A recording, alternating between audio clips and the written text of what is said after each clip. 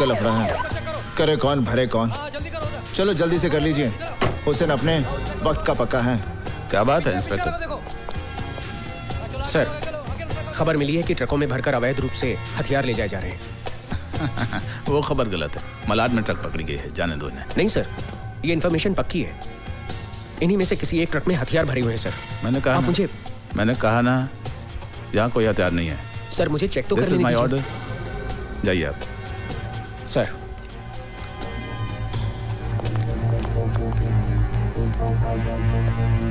जाइए आप। सलाम सर। जाइए। कुछ तो गड़बड़ है।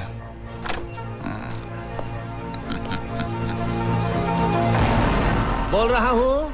भवानी भाई, भाग मारे बोल तो है। हाँ, क्या बात है भाग मारे? तेरा हथियारों से भरा ट्रक चेक पोस्ट से पार करवा दिया मैंने। फिर तो नो प्रॉब्लम। तुम्हारे कमीशन का 5 लाख तुम्हारे घर पहुंच जाएगा।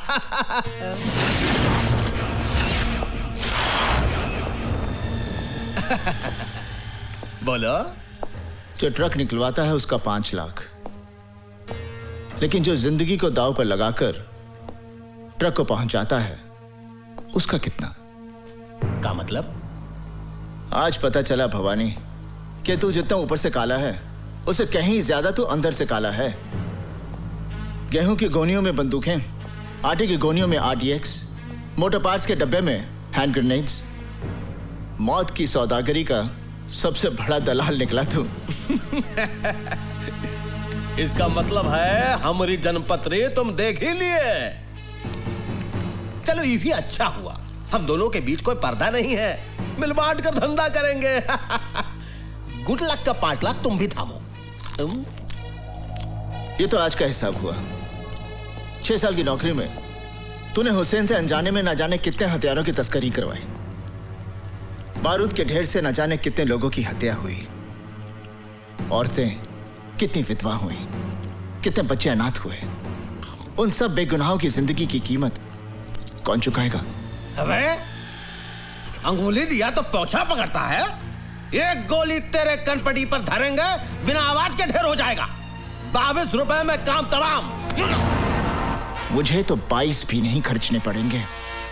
हुसैन का एक घूसा और तेरी खोपड़ी के 22 टुकड़े।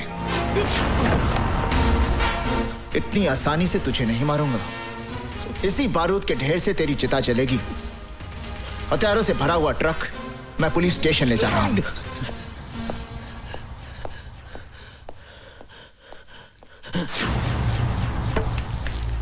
भगवारे, हमारी बात सुन ध्यान से। चल,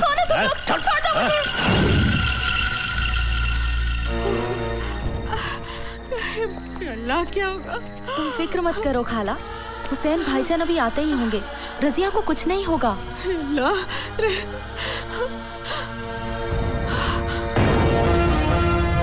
हुसैन! अमीजान, अमीजान, क्या हुआ अमीजान? हाँ, अब रो क्यों रही हैं? क्या बात क्या है? बेटे तेरी बहन को गुंडे उठाकर ले गए। गुंडे?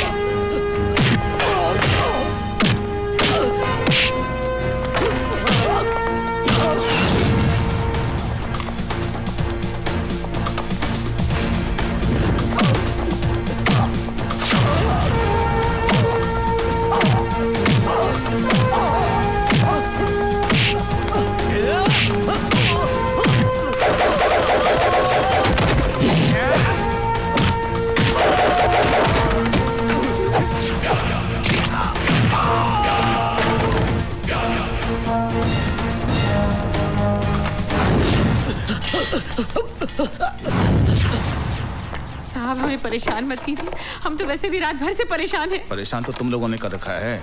नहीं साहब, आपको गलतफहमी हो गई है। हम तो ईमानदारी और सच्चाई की जिंदगी जीने वाले गरीब लोग हैं साहब। बकवास बंद कर, हमें अपना काम करने दो। साहब ये देखिए AK-47 मिली है। क्या है? क्या है? अल्लाह जानता है, हमें कुछ नहीं मालूम। कुछ नहीं मालूम। ईमानदारी और खुददारी की जिंदगी जीते हो। सच्चाई ये है कि तुम लोग गैर कानूनी हथियारों की तस्करी करते हो। नहीं, हम पर ऐसा इल्जाम मत लगाइए। इल्जाम नहीं, सच्चाई है ये। तुम लोग अपने मतलब के लिए अपना ईमान बेचते हो, अपना वतन बेचते हो। नहीं, अपनी जुबान को लगाम दो साहब। मैं समझ गया आप लोगों की साजिश को। जिन हथियारों को मैं भवानी प्रसाद की मौत बनाना चाहता था, उन्हीं हथियारों की ढाल बनाकर आप मुझे फंसाना चाहते हैं। ये सब क्या है बेटा? ये क्या बताएगा? मैं बताता हूं। तेरा बेटा देश का दुश्मन है। दंगे फसाद करवाने वालों को ये हथियार सप्लाई करता है। और वैसे भी तुम लोगों के पास है क्या? या तो AK-47 है या इस देश के लिए नफरत है। ASP, ये नफरत तुम जैसे बेईमानों ने अपने स्वार्थ के लिए पैदा की है। हर इंसान पहले हिंदुस्तानी है, फिर बाद में मुसलमान या हिंदू। इस देश की आजादी के लिए जितना खून हिंदुओं ने बहाया है, उतना ही खून मुसलमानों ने बहाया है। अरे बंद कर ये हिंदू और मुसलमान के नाम पर देश को बांटने का खेल। क्योंकि जिस दिन इस जनता को ये खेल समझ में आ गया ना, उस दिन तुम्हें अपना सर छुपाने के लिए ये जमीन भी कम पड़ेगी। अगर अब भी तुम एक सच्चे हिंदुस्तानी हो तो जाकर अरेस्ट करो उस भवानी को जिसके तुम दलाल हो।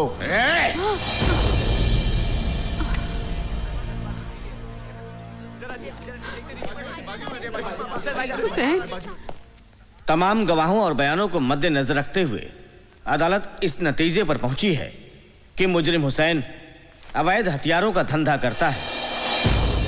लिहाजा यह अदालत मुजरिम हुसैन को 5 साल की सेक्शन 25 आर्म्स एक्ट के तहत बामुशक्कत सजा देती है।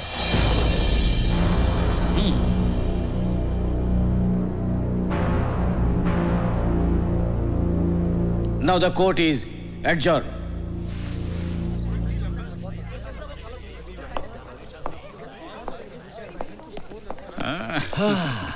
देख लिया भवानी प्रसाद लल्ला से टकराने का अंजाम।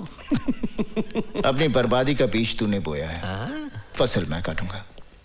जेल से छूटते ही तेरा नाम और निशान मिटा दूंगा। खुदा हाफिज।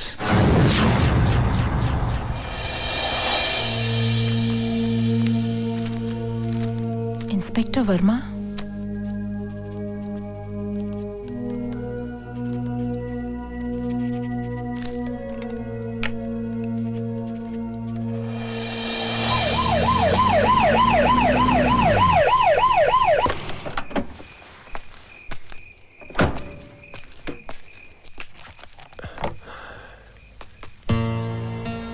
जी कहिए।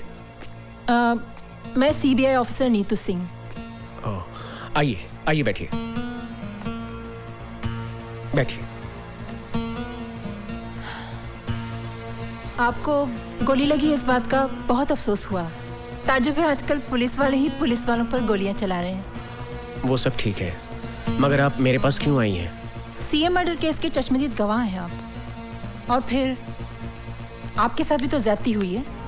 क्या किया है पुलिस डिपार्टमेंट ने हमारे लिए? अरे मेरे पति को गोली लगी क्या कर और रही कोई पूछने भी चुप नहीं रहो। आया। हाँ मैडम, आप जाइए मैडम, मैं आपके आगे हाथ जोड़ती हूँ, आप हमारे पे रहम कीजिए। मैडम प्लीज मैडम, इसकी बात का बुरा मत मानिएगा। मैडम प्लीज आप जाइए, प्लीज मैडम, हम पर रहम खाइए। बस करो मैडम, ठहरिए मैडम। CM का मर्डर होम मिनिस्टर भवानी प्रसाद की साजिश थी। और तुम पर गोलियां किसने चलाई? SP वाघमारे ने।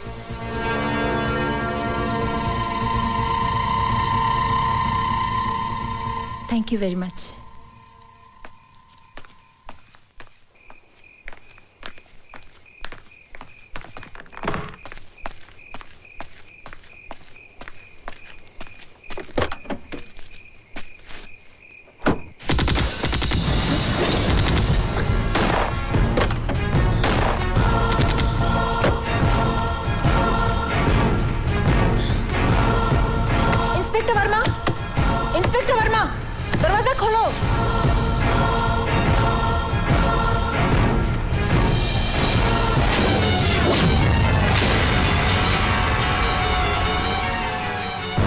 मर्यादा में रहकर बात करो ऑफिसर।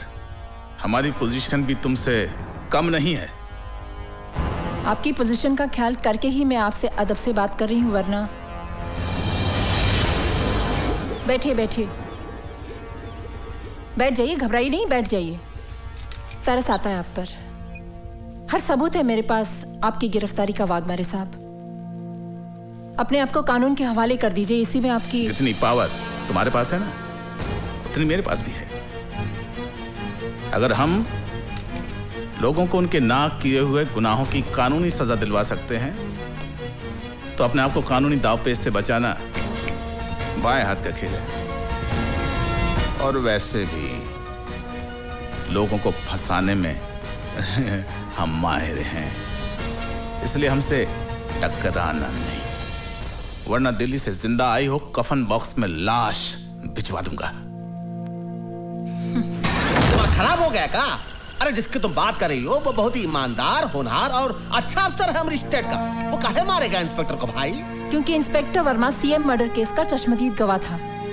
ठीक है, कोई इंस्पेक्टर मर गया, उसका कत्ल हो गया, उसको किसी ने मार दिया, लेकिन जरूरी थोड़े ही है कि बाघ मारे नहीं उसे मारा है? सर, सारी वारदात मेरी आंखों के सामने हुई है, कोई और उसे क्यों मारेगा? ए मैडम, EBPL भवानी प्रसाद लल्ला का स्टेट है, कोई तुम्हारा दिल्ली नहीं।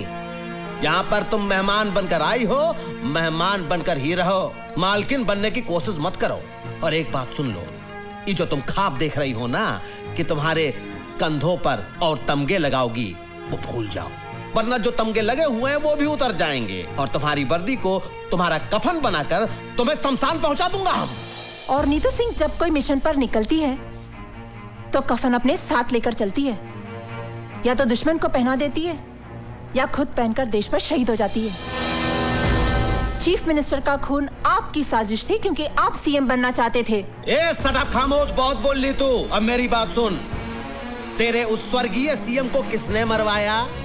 हमने, भवानी प्रसाद लल्ला ने मरवाया। अब कर ले जो तू करना चाहती है, लेकिन एक बात याद रख, अपनी अम्मा को जरूर बता दियो, जो पहले ही अपने देशभक्त पति को खो चुकी है, कि बहुत जल्द वो अपनी इस औलाद से भी हाथ धोने वाली है। Now get out. I will get out, but I will also get you hanged for this. Challenge. Challenge. Challenge.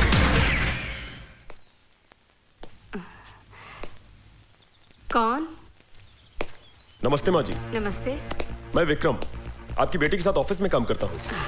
अच्छा, मगर वो तो घर पे नहीं है। जानता हूँ माँ जी, वो दिल्ली गई हुई है। अरे आपकी बेटी तो बहुत होनहार ऑफिसर है, सीएम मर्डर की गुत्थी तो उन्होंने यूं सुलझा दी। हाँ, वो इसी सिलसिले में दिल्ली गई है। कह रही थी कि सीएम मर्डर की कातिल का पता चल गया है। मगर एक बात तो बताओगे, ये भवानी प्रसाद खुद सीएम क्यों नहीं बना? इसमें भी उसकी चालाकी है सर। वो अच्छी तरह जानता है कि अगर वो फौरन सीएम बन गया तो मीडिया और कानून उसे जीने नहीं देगा, इसलिए उसने अपने मामूली से आदमी को सीएम बना दिया, सिर्फ इसलिए कि कलम उसकी चलती रहे लेकिन स्याही भवानी प्रसाद की हो। बेटे, तुम चाय पियोगे, कॉफी पियोगे? नहीं माँ जी, बस एक गिलास पानी पिला दीजिए। अच्छा, मैं लाती हूँ।